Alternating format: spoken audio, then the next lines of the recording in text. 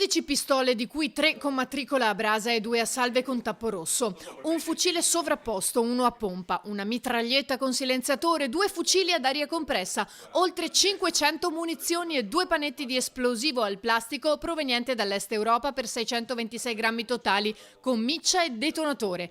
Infine un esplosivo con potenzialità 4 volte superiori a quelle del C4.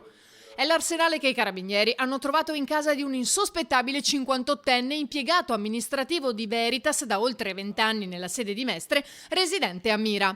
Tutto è partito da un controllo stradale. Uno dei tanti controlli messi in atto dall'Arma dei Carabinieri sul territorio, in particolare dalla Tenenza di Mira, che ha un servizio H24 di prevenzione sul territorio, è rivolto appunto al fenomeno dello spaccio essenzialmente di cocaina, ha consentito di trovare all'interno dell'abitazione nascosto un vero e proprio arsenale di armi. Indispensabile è stato l'intervento del nucleo investigativo dei Carabinieri, del nucleo cinofili di Torreglia e degli artificieri antisabotaggio di Padova. Il materiale era nascosto all'interno dell'abitazione delle pertinenze, ovviamente era sparpagliato per l'abitazione, era nascosto in varie intercapedini ricavate nella stessa abitazione, quindi parliamo di doppi fondi nel sottotetto, di doppi fondi nei comodini, quindi è stata un'opera di ricerca abbastanza cospicua, portata avanti anche grazie al nucleo cinofili di Torreglia, che in questo caso ci ha dato una forte mano, soprattutto per rinvenire l'esplosivo. Non è tutto, perché durante la perquisizione sono state trovate anche 60 carte d'identità in bianco risultate rubate dal comune di Musile di Piave